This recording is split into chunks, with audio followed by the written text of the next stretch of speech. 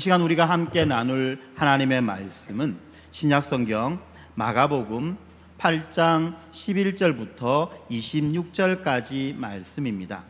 바리새인들이 나와서 예수를 힐난하며 그를 시험하여 하늘로부터 오는 표적을 구하거늘 예수께서 마음속으로 깊이 탄식하며 이르시되 어찌하여 이 세대가 표적을 구하느냐 내가 진실로 너희에게 이르노니 이 세대에 표적을 주지 아니하리라 하시고 그들을 떠나 다시 배에 올라 건너편으로 가시니라.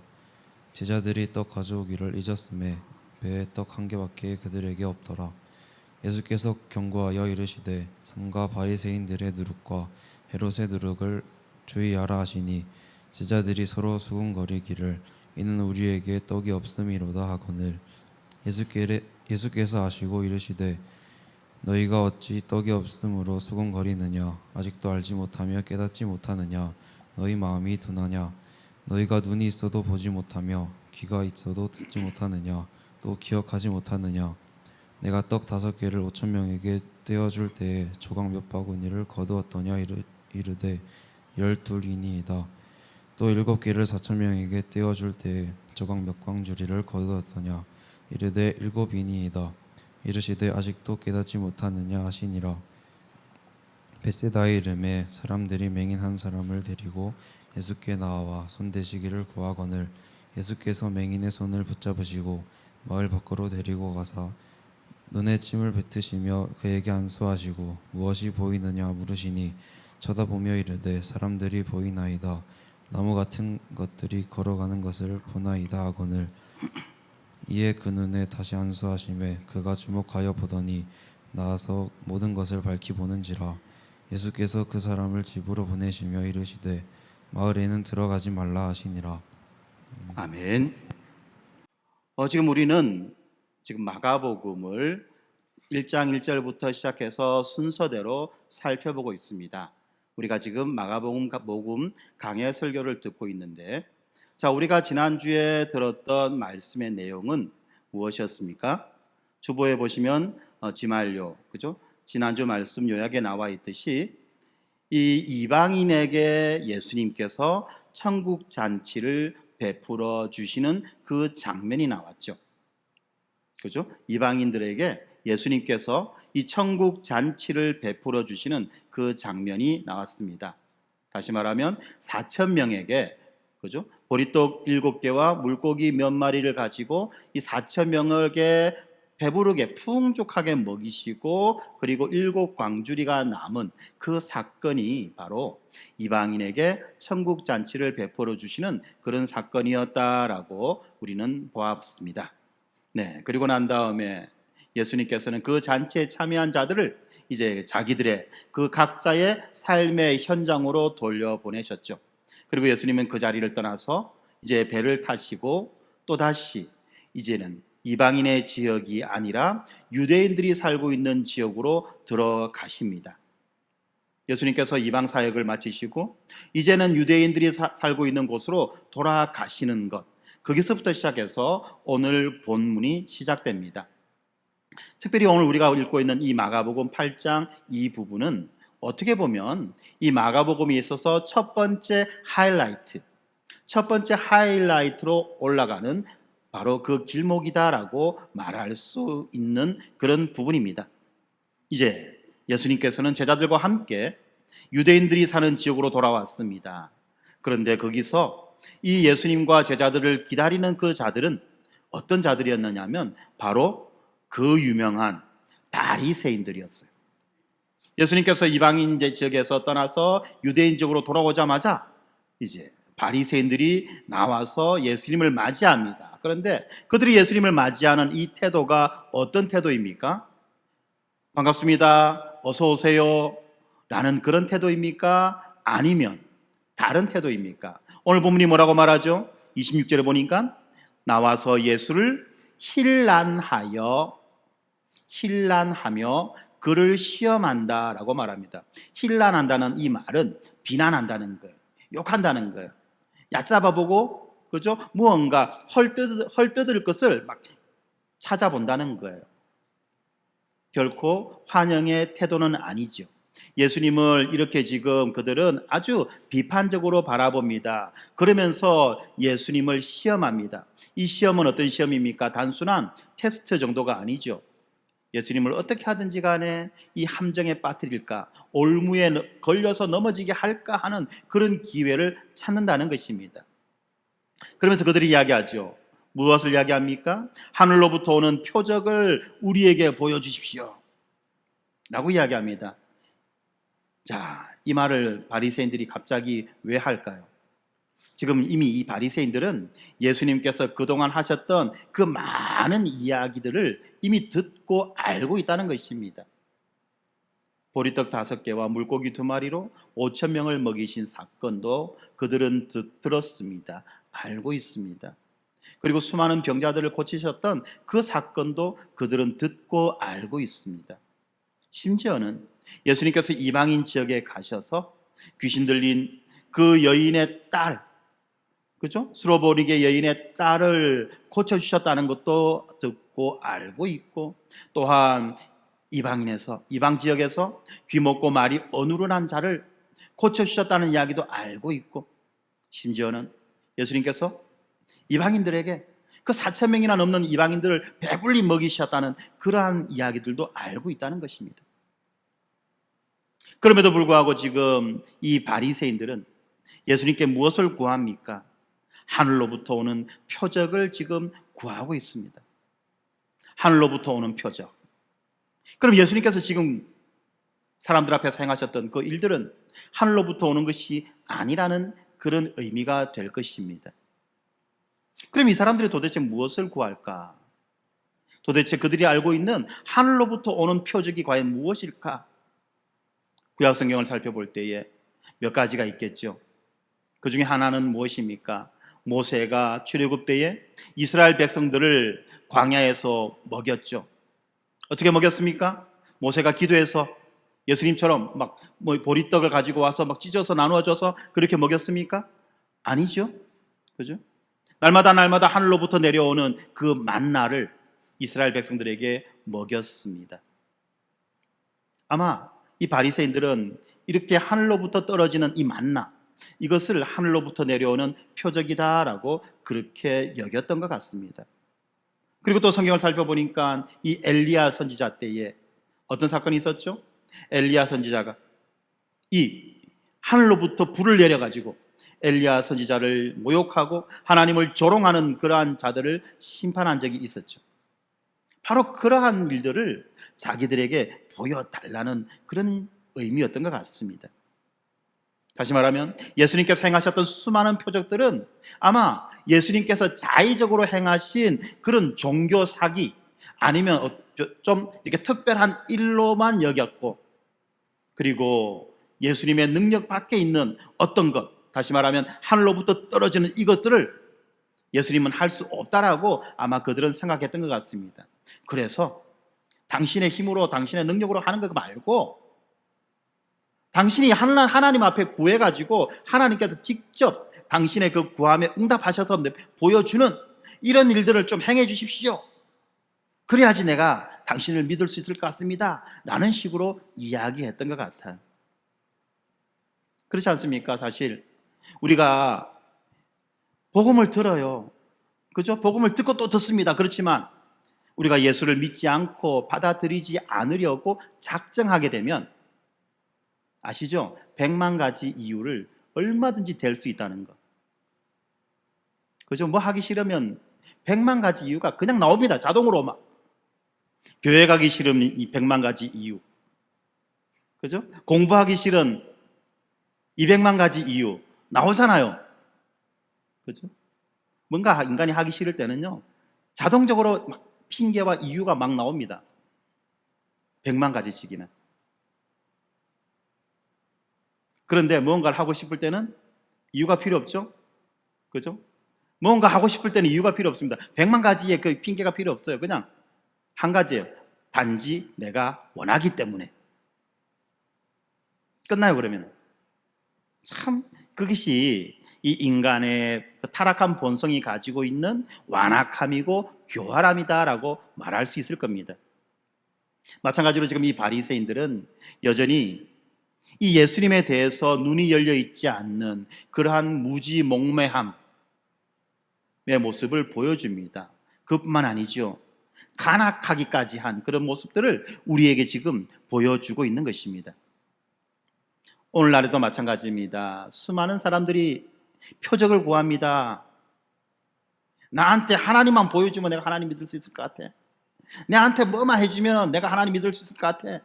한번 보여봐. 이런 식의 이야기들을 감히 한다는 거죠. 그런데 우리는 분명히 알고 있죠.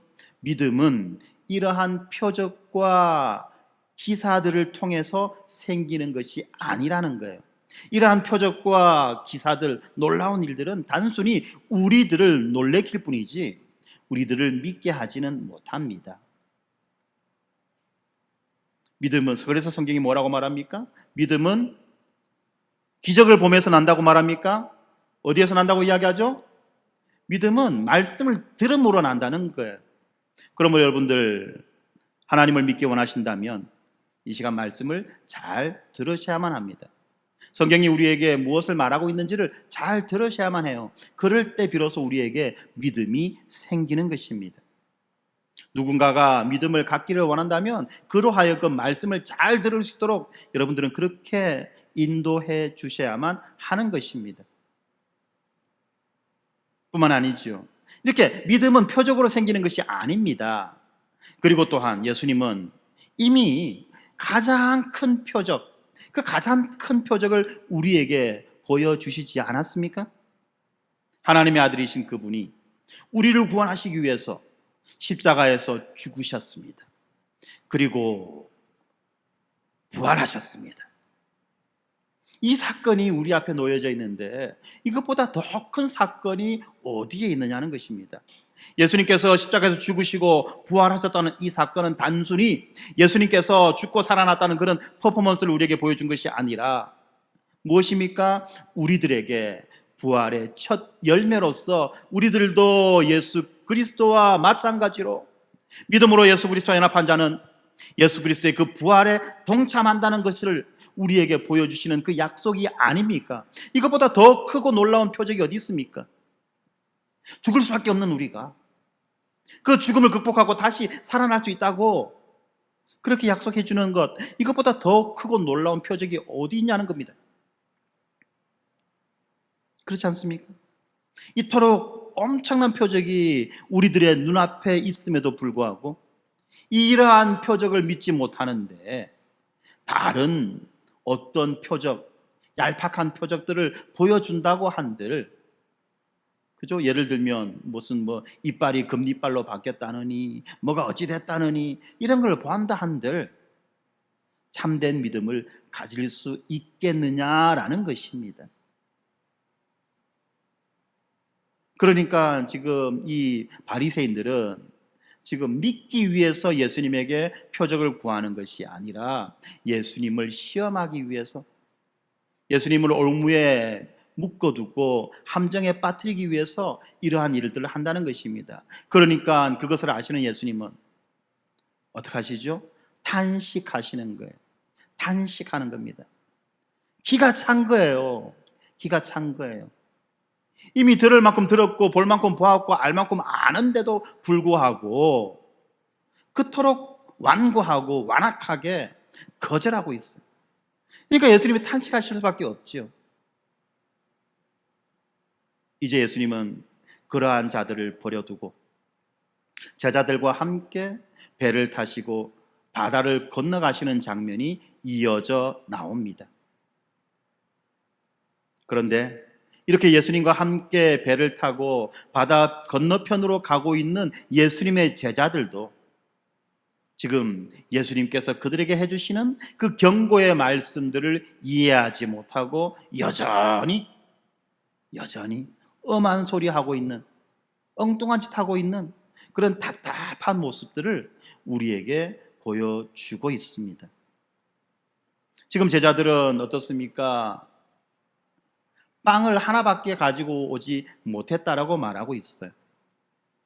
다시 말하면 자신들의 그 도시락도 챙기지 못하고 그 자신들의 그 도시락도 제대로 챙기지 못하고 급히 예수님을 따르고 있다는 말이겠죠. 왜 그럴까 생각해 본다면 어쩌면 예수님은 지금 이 바리새인들의 반응에 너무나도 기가 차고 너무나도 답답하고 너무나도 화가 난 나머지 급하게 그들을 떠나셨는지도 모른다는 것입니다. 갑자기 예수님께서 휙 가자 하고 가니까요, 제자들은 영문도 모른 채, 그죠? 얼떨결에 그냥 앉은 자리에서 그냥 벌떡 일어나서 예수님을 따라 나섰던 것 같아요. 그러다 보니까 지금 제자들은 예수님과 자신들에게 필요한 그 밥, 그 도시락도 제대로 챙겨오지 못했던 것 같습니다. 요즘이야 편의점이 널려 있으니까, 그죠? 아무데나 가서 도시락 사가지고 먹어도 될 건데 이때는 그런 게 아니잖아요. 항상 도시락을 싸들고 다니는 그런 상황들이 아니었습니까? 그런 이들에게 예수님이 지금 말씀하십니다. 뭐라고 말씀하시죠? 18절입니까? 보니까 뭐라고 나와 있습니까?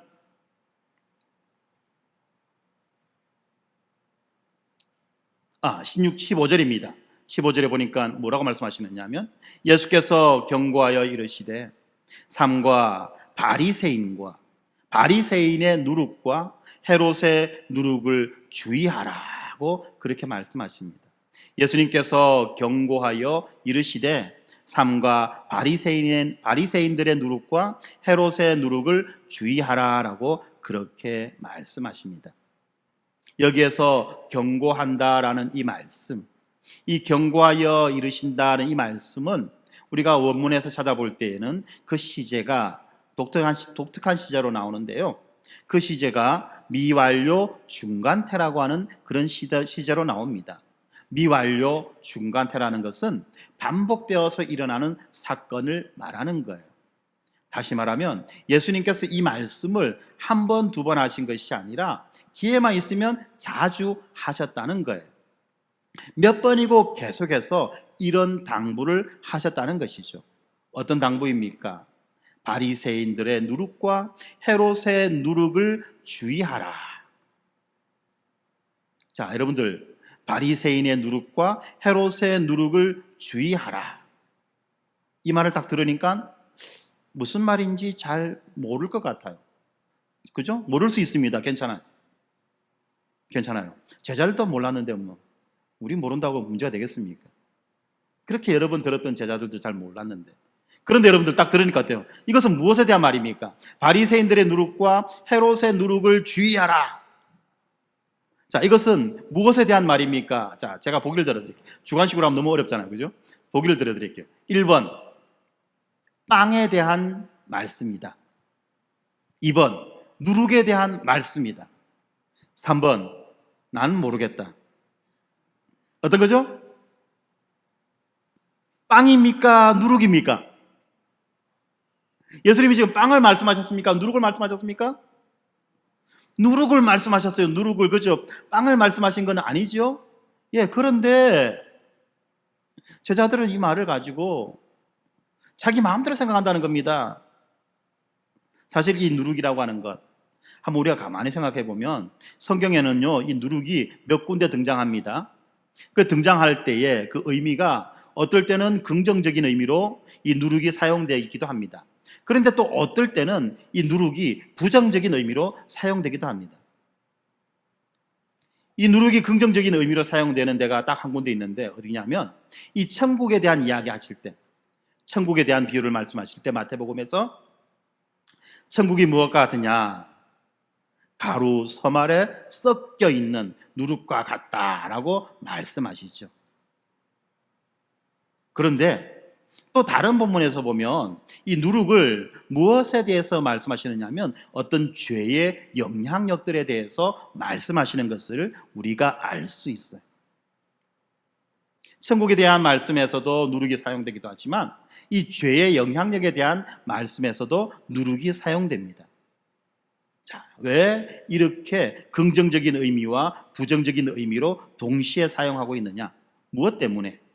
그것은 바로 이 누룩이 가지고 있는 그 성질 때문에 그렇다는 거예요. 누룩이 어떤 성질을 가지고 있습니까? 누룩이 가루에 섞이죠. 그죠? 누룩 그 자체로 가만히 있으면 어떻게 되나요? 아무 일도 하지 못해요. 그런데 일단 이 누룩이 가루 속에 섞여 들어가서 물과 접촉해서 막 혼합이 되어지는 그 순간 어떻게 됩니까? 눈에 잘 뜨이지도 않는 누룩이 가죽이 아니죠. 가루들을 점점 어떻게 하죠? 부풀게 합니다. 발효시킨다는 거죠. 점점 부풀게 합니다. 이것이 바로 누룩이 가지고 있는 영향력이라는 겁니다. 이 누룩이 가지고 있는 영향력은 정말 엄청나죠. 그래서 이 밀가루 반죽 전체를 몇 배씩이나 부풀어 오르게 그렇게 만들어 주는 거예요. 그런데 여러분들, 자, 한번 볼까요? 예수님께서 바리새인들의 누룩과 헤롯의 누룩을 조심하라 라고 말씀하셨을 때 긍정적인 의미로 사용했을까요? 부정적인 의미로 사용했을까요? 긍정, 부정. 긍정은 오른손, 부정은 왼손. 아무도 손을 안 들면 뭡니까? 네, 이거는 그죠? 부정적인 의미로 사용하신 거예요. 부정적인 의미로. 그러면 자, 바리새인들의 누룩이라고 한다면 바리새인들이 가지고 있는 부정적인 영향력을 말할 것이고, 헤롯의 누룩이라고 한다면 이 헤롯과 또 그에 속한 자들이 가지고 있는 이 부정적인 영향력을 말할 것입니다. 그럼 우리가 알고 있듯이 이 바리새인들이 지금 이스라엘 백성들에게 미치고 있는 부정적인 영향력이 있죠. 그것이 무엇입니까? 바로 율법주의에 사로잡혀서 예수님께서 전하시는 이 천국 복음을 잘 이해하지 못하는 것, 자기들도 이해하지 못할 뿐만 아니라 또 사람들로 하여금 이해하지 못하도록 그들의 눈을 막고 귀를 가려버리는 이러한 일들을 하는 것, 바로 그것이 바리새인들의 누룩 아니겠습니까? 아까 우리가 오늘의 본문 처음 부분에서 보았던 이 바리새인들이라는 겁니다. 그러면 헤롯의 누룩은 뭐냐? 바로 헤롯에게 속한 자들, 성경에서는 그러한 자들을 뭐라고 말하느냐 하면 헤롯 당이라고 말합니다. 당. 그죠? 헤롯 일파들이라는 거죠. 헤롯이라고 하는 그 왕을 따르는 그 일당들, 그것이 헤롯 당입니다. 이 헤롯 당이 끼치고 있는 부정적인 영향력들이에요. 그러면 이 헤롯 당은 어떤 영향력들을 지금 백성들에게 미치고 있느냐? 헤롯이라고 하는 자는 어떤 자입니까? 로마라고 하는 그 정부에 잘 보여가지고 자기와는 아무 상관이 없는 이 유대 땅에 들어와서 왕노릇하는 그런 자 아닙니까?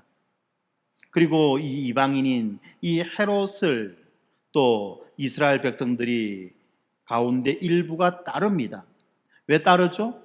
세상에서 출세해 보려고, 세상에서 떵떵거리며 살아보려고, 로마라고 하는 그 큰 거대한 권력의 야합에서 한번 자기 인생 잘 먹고 잘 살아보려고 하는 그러한 자들이 이스라엘 백성들 가운데 생겨났다는 거죠. 그러한 자들을 헤롯 당이라고 말합니다. 자, 우리는 이것을 세속주의라고 말할 수 있을 것입니다. 세속주의가 무엇입니까? 복음을 떠나서, 복음의 원리와 복음의 원칙들을 떠나서 이 세상의 원리와 이 세상의 원칙들을 따라 살아감으로 이 세상이 약속하고 있는 그 성공을 얻으려고 하는 자들, 다시 말하면 이 세상 가운데에서 잘 먹고 잘 살고 떵떵거리며 그렇게 자기의 인생을 누려가려고 하는 자들, 이런 자들을 말하지 않습니까? 그리고 우리는 이러한 것들을 뭐라고 말합니까? 세속주의다라고 말하는 거예요. 세속주의라고 말하는 것입니다. 교회 안에도 은밀하게 숨어 들어와 있는 세속주의자들이 많이 있습니다. 예수 믿는 목적이 뭐냐? 이 땅에서 잘 먹고 잘 살고 떵떵거리고 자기 원하는 것을 얻고 예수를 이용해가지고 뭔가 자기가 소원하고 꿈꾸는 것들을 얻고 자기가 해결할 수 없는 문제들을 해결해 보려고 시도하는 그런 자들이 많이 있다는 거예요. 그러한 자들이 사람들에게 미치는 영향력이 어마무시합니다. 복음을 붙잡고 고난받으며 어렵고 힘들게 살아가기를 부끄러워하지 않는 그런 자들에게 이야기합니다. 나 봐라. 내가 얼마나 잘 먹고 잘 사나. 예수도 좋지만 세상의 방식도 좋아. 예수도 믿고 세상의 방식도 따르고 얼마나 좋아. 나처럼 살아야지. 어떻게 그렇게 찌질하게 사나? 라고 말하는 사람들이 많다는 겁니다. 이렇게 세속주의에 빠져서 복음을 거부하는 이러한 삶을 주의하라는 것이죠. 예수님은 바로 제자들에게 이 바리새인들의 누룩과 헤롯의 누룩을 조심하라 라고 말씀하시면서 이 복음을 방해하는 양극단에 있는 복음의 가장 강력한 원수들, 율법주의와 세속주의를 조심해라 라고 그렇게 말씀하고 있는 거예요. 그렇지 않습니까? 이것은 우리들에게도 마찬가지예요. 제자들뿐만이 아닙니다. 이러한 율법주의와 세속주의는 우리들을 이 불신의 세상으로 이끌어가는 아주 치명적인 암적인 존재들이라는 것입니다. 치명적인 암적인 존재라는 거예요. 우리가 살아가는 삶의 목적 가운데 하나님의 영광을 위한 것은 전혀 담겨져 있지 않고 이 세상에서 잘 먹고 잘 살아보려고 하는 것, 하나님과는 전혀 상관없는 목적을 가지고 살아가는 것, 여러분들 이거 조심하셔야 됩니다. 우리가 건강을 위해서 기도하는 것도 중요합니다. 그런데 무엇 때문에 건강해야 되느냐를 생각하셔야 되는 거예요. 하나님과 전혀 상관없이, 하나님의 영광과 전혀 상관없이 건강을 추구한다면 그것도 또한 세속주의적인 추구라는 거예요. 기도할 때 자녀들의 건강을 위해서 기도하고 부모들의 건강을 위해서 기도합니다. 그런데 그것이 하나님의 영광을 위한 것과 상관없는 단순한 건강을 위한 건강이라면 이것도 또한 세속주의적인 기도라는 것을 여러분들 아셔야만 합니다. 자녀가 잘 되기를 바라죠. 그런데 하나님의 영광과 상관없이 자녀가 잘 되기를 바라는 그 기도는 세속주의적인 기도라는 것을 우리는 알아야만 합니다. 때로는 하나님의 영광을 위해서 자녀가 실패를 경험해야 될 때도 있어요. 아픔을 경험해야 될 때도 있습니다. 때로는 병을 경험해야 될 때도 있어요. 그런데 우리는 하나님의 영광은 제쳐두고 내 새끼, 내 자녀들이 아프면 힘들고 병들면 힘들고 뭐가 실패하면 힘들고 가슴 아프고 잘 됐으면 좋겠고 이런 방향으로 가고 있지는 않은지 스스로를 돌아봐야만 하는 것입니다. 무엇이 우선인지. 우리가 매주 금요일마다 이 소요리 문답에 대해서 배우고 있는데 사람의 제일 된 목적이 뭐냐는 거죠.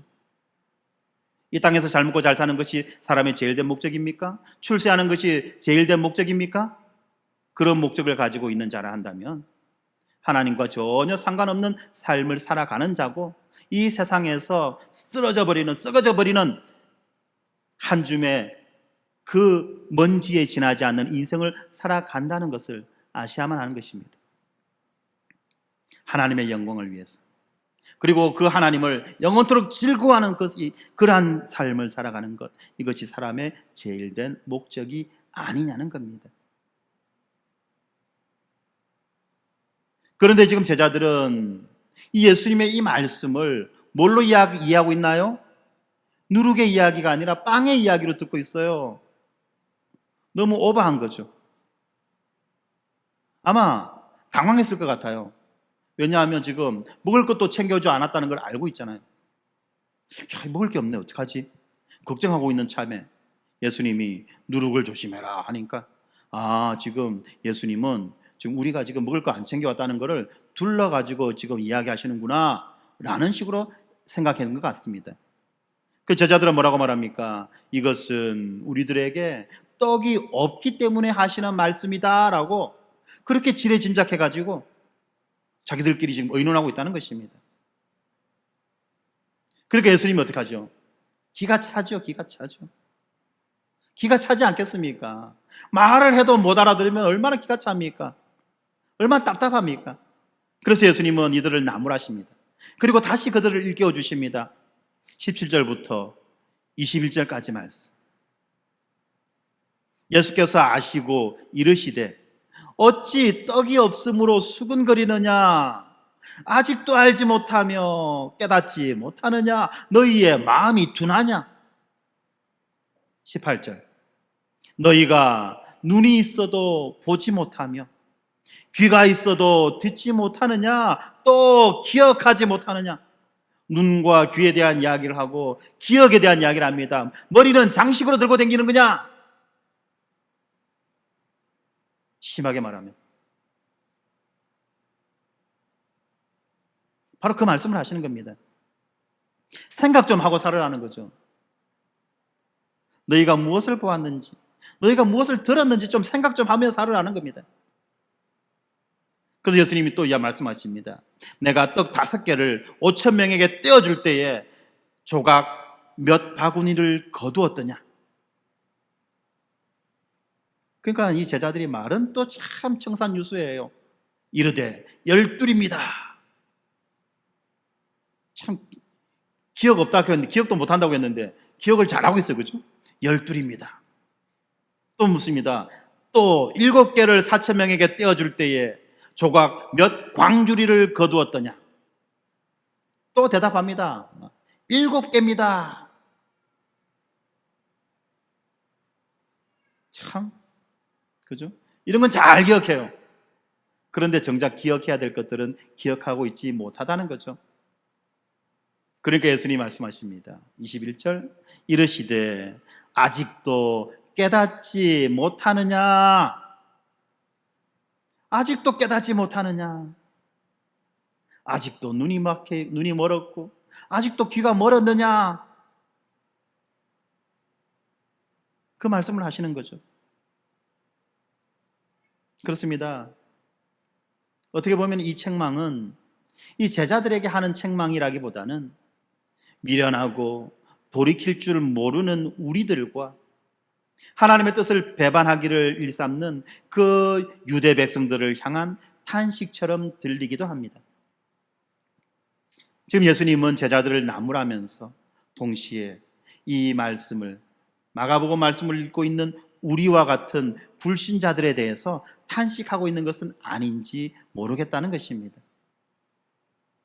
5천 명을 먹이시고도 12바구니를 남게 하신 예수님, 4천 명을 먹이시고도 7광주리를 남겨주신 그 예수님이 지금 이 저녁 때거리 가지고 제자들에게 말씀하시겠냐는 것입니다. 뭐 고민할 게 뭐 있습니까?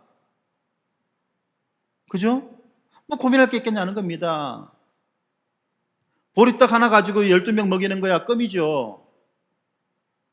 그들이 앞에서 예수님께서 하셨던 일들을 제대로 기억하기만 한다면 지금 자기들 때거리는 아무 문제가 되지 않는다는 것 그들이 알아야 되지 않겠습니까? 그럼에도 불구하고 뭐 걱정합니까? 때거리 걱정하고 있어요. 때거리를 걱정하고 있는 것입니다. 그래서 예수님이 18절에 말씀하시는 거 아닙니까? 18절. 너희가 눈이 있어도 보지 못하며 귀가 있어도 듣지 못하느냐? 또 기억하지 못하느냐? 또 기억하지 못하느냐? 그렇습니다. 지금 이들에게 필요한 것은 뭐냐면 바로 예수님을 바르게 바라볼 수 있는 영적인 안목이 필요하다는 것입니다. 자, 여기까지 말씀을 읽은 우리들은 이제 생각을 하죠. 과연 이 제자들은 예수님의 말씀을 제대로 이해할 날이 올까? 그들의 영안이 열려서 예수님을 바르게 이해하고 예수님을 바르게 따를 수는 있을까? 아니면 다른 사람들처럼 자신의 욕망에 눈이 멀어 예수님을 곡해하고 예수님을 이용하려고만 할까? 우리는 이러한 생각들을 하면서 계속해서 이 마가복음을 읽어야만 하는 것입니다. 지금 그들에게 필요한 것은 무엇입니까? 아까도 말씀드렸듯이 예수님을 바르게 바라볼 수 있는 영적인 안목이 필요하다는 것입니다. 어떻게 이것을 알 수 있습니까? 이어지는 사건을 보면 우리는 알 수 있습니다. 이어지는 사건, 예수님이 바다 건너 이 벳세다라고 하는 지역에 도착하셨습니다. 이 벳세다에 도착하셨을 때 사람들은 한 맹인을 예수님 앞으로 데리고 옵니다. 맹인. 맹인이 뭐죠? 신체의 일부의 기능을 잃어버리고 있는 장애인이에요. 특별히 이 맹인이라고 하면 시각을 잃어버린 자들입니다. 보지 못하는 자들이에요. 맹인을 데리고 왔는데 예수님의 그 이어지는 그 반응, 행동이 좀 독특합니다. 바로 그 자리에서 즉시 그 맹인을 고쳐주는 것이 아니라 예수님이 어떻게 하시죠? 이 맹인의 손을 잡아 마을 밖으로 데리고 나가십니다. 그리고 그의 눈에 침을 뱉으십니다. 그의 눈에 침을 뱉고 그리고 안수하시며 그의 눈을 열어주십니다. 손을 잡아서 마을 밖으로 데리고 나갔다는 것은 주변이 좀 조용한 사람들이 없는 곳으로, 그죠? 사람들의 왕래가 좀 드문 곳으로 그 사람을 데리고 갔다는 이야기입니다. 그리고 이어지는 침을 뱉어서 그의 눈에 바른다. 안수하여 그를 낫게 한다. 어디서 본 거하고 좀 비슷한데? 그죠? 침을 뱉었다 이러면 우리는 본성적으로 아이 들어라. 그죠? 아이 들어라. 라고 생각할 건데 우리가 지난 시간에 들었습니까? 지지난 시간에 들었습니까? 그죠? 최근에 들었죠? 우리가 말씀을 들었습니다. 침을 뱉었다는 이 행위는 어떤 얘기냐? 우리 같으면 침 뱉었다면 가래 뱉었다. 그죠? 가래 침 뱉었다 정도로 이해할 수 있지만 이 성경에서 말하고 있는 예수님 시대에 침을 뱉어서 상처에 바른다는 그 행위는 일종의 의료 행위라고 했습니다. 예를 들면은 어린 아기들이, 그죠? 소위 손자들이 모기에 물렸을 때 할머니가 침 발라가지고 그 모기 물린 상처를 소독해 주는 것과 같은 그런 일이라는 것이었어요. 구체적인 의료 행위를 말합니다. 말씀으로도 얼마든지 고칠 수 있는 예수님께서 구체적인 의료 행위를 하셨다는 것은 그 사람에게 특별한 메시지를, 또 그 말씀을 읽고 있는 우리들에게 특별한 메시지를 전달해 주기 위함이라고 했지요. 이것은 단순히 그 사람만을 고쳐주시는 것이 아니라 이것이 가지고 있는 그 영적인 깊은 의미들을 우리가 바라봐야 한다고 했습니다. 예수님께서 이방 지역에 가셨을 때도 동일한 일이 있었어요. 그죠? 동일한 일이 있었습니다. 이방인들이 예수님 앞으로 귀가 먹었고 혀가 굳어서 말이 어눌한 사람을 데리고 왔고, 예수님은 지금 오늘 이 베세다에 있는 그 맹인을 고치는 그 방법과 거의 같은 방법으로 그를 고쳐주십니다. 침을 뱉어서 그의 양쪽 귀에다가, 그죠? 손가락을 넣고, 그리고 침을 뱉어서 그의 혀를 가지고 만져주십니다. 손으로. 그러니까 막혔던 귀가 열리고 굳어졌던 혀가 풀어져서 말을 자유롭게 할 수 있게 됐습니다. 그것이 무엇이냐? 예수님의 말씀을 들어도 이해하지 못하고 또 그들이 들은 말씀을 제대로 전달하지 못하는 그러한 영적인 어두움을 예수님은 이러한 구체적인 행위로 고쳐주셨다는 거죠. 그래서 그들이 말씀을 들을 수 있도록 하셨고 말씀을 전할 수 있도록 하셨습니다. 그리고 난 다음에 그들에게 3일 동안 천국의 복음을 전하셨다고 이야기했죠. 그리고 그 결과 벌어진 것이 천국 잔치 아니었습니까? 오늘 우리가 보고 있는 이 사건도 동일한 사건이라는 것입니다. 지금 앞에 18절에서 예수님은 지금 제자들의 무엇을 탄식하십니까? 눈이 있어도 보지 못하고 귀가 있어도 듣지 못하는, 머리가 있어도 이해하지 못하는 그 안타까운 현실을 지금 예수님은 탄식하셨습니다. 그리고 본문은 무엇을 말합니까?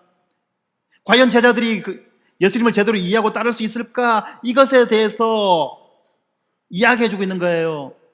예수님이 친히 그들의 눈을 열어주신다.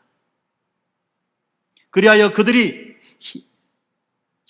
전혀 볼 수 없는 것들을 보게 해주시는데, 단지 희미하게 보게 하는 것이 아니라 분명하고 뚜렷하게 보게 해주실 것이다 라고 하는 것을 이 일을 통해서 우리에게 말씀해 주고 있는 것입니다. 그렇기 때문에 우리는 앞에 말씀에 이어서 오늘 이 벳세다의 맹인을 고쳐주시는 이 말씀을 읽을 때에 어떻게 되죠? 아하! 돌 깨지는 소리. 이것은 돌 깨지는 소리입니다. 그죠? 아하! 하는 반응을, 그리고 무릎을 탁 쳐야 돼요. 이야, 예수님 드디어 뭔가 놀라운 일을 행하시는구나. 드디어 제자들에게 무언가 엄청난 일이 발생하겠구나. 라는 것을 우리는 눈치채야 되고 기대해야 되는 거예요.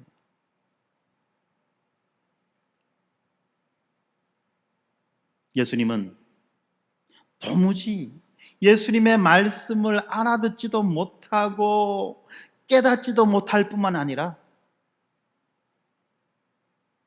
자신들과 그토록 오랜 시간을 지나왔던 그 예수님에 대해서 전혀 알아보지 못하는 그 제자들의 눈을 열어서 예수님을 알아보게 하고 예수님의 말씀을 바르게 알아듣고 깨닫게 해주신다는 그 전조를 오늘 이 벳세다의 맹인의 눈을 열어주시는 사건을 통해서 우리는 발견해야만 하는 것입니다. 그러니까 이제 다음 주 설교 내용 다 나왔네요. 이제 이어지는 본문이 무엇입니까? 바로 베드로의 유명한 고백, 주는 그리스도시요 살아계신 하나님의 아들이십니다.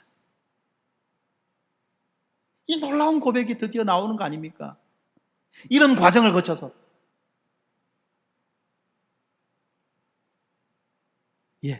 그런데 아직까지 우리는 그까지 가려고 하면 시간이 너무 많이 걸리기 때문에 설교는 그 딱 클라이막스 직전에서 끝나야 되는데, 그렇습니다. 사랑하는 성도 여러분, 우리들이 예수님에 대해서 어떻게 이해하고 있습니까? 우리는 예수님을 제대로 이해하고 있다고 말할 수 있겠냐는 것입니다. 기록된 말씀, 우리가 날마다 아침마다 읽고 있는 이 기록된 말씀을 과연 우리의 눈으로 제대로 읽고 있습니까?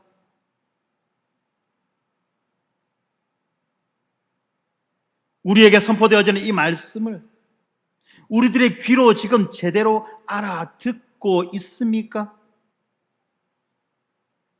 그리고 내가 보고 듣고 이해한 그 말씀을 지금 나의 혀로 제대로 전할 수 있습니까?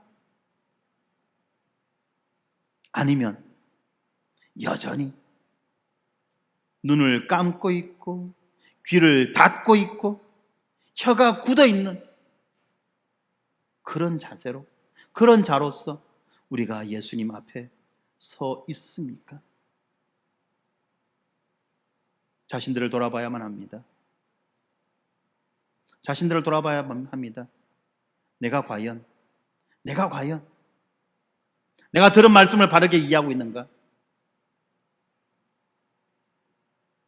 내가 과연 하나님의 말씀을 바르게 읽고 있는가? 바르게 바라보고 있는가? 말씀을 통해서 우리에게 보여주시는 그 위대하고 영광스러운 하나님의 그 모습과 뿐만 아니라 하나님께서 친히 세우신 그 교회의 영광스러운 모습을 우리는 친히 바라보고 있으며 소망하고 있는가?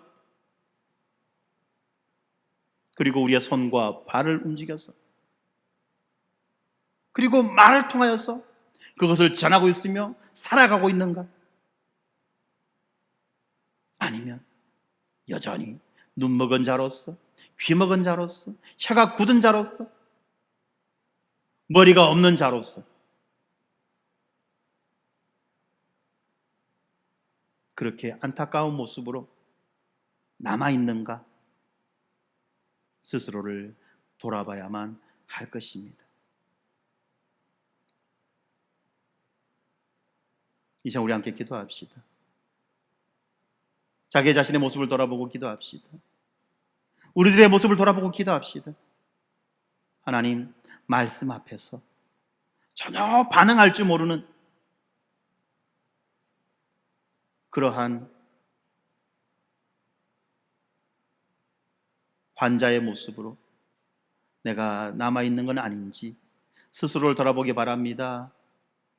보지도 못하고 듣지도 못하고 말하지도 못할 뿐만 아니라 생각하지도 못하고 반응하지도 못하는 그런 죽은 자와 같은, 그런 죽은 자를 방불케 하는 그런 모습으로 내가 예수님 앞에 서 있지는 않는지를 스스로 돌아봅시다. 그리고 예수의 도움을 구합시다. 예수님, 나의 눈에 침을 발라주시고 나의 귀에 침을 발라주시고 나의 혀에 침을 발라주시고 나의 머리에 침을 발라주셔서 막힌 눈을 열어주시고 막힌 귀를 열어주시고 굳은 혀를 풀어주시고 생각하지 못하는 나의 머리가 생각할 수 있도록 하나님 은혜 베풀어 달라고 우리가 그렇게 기도해야 되지 않겠습니까?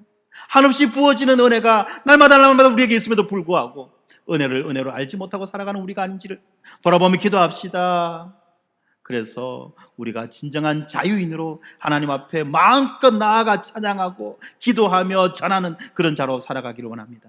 함께 기도하겠습니다. 거룩하신 아버지 하나님 간구합니다. 정말 아버지 말씀을 통해서 우리들의 삶의 모습과 삶의 현실을 돌아봅니다.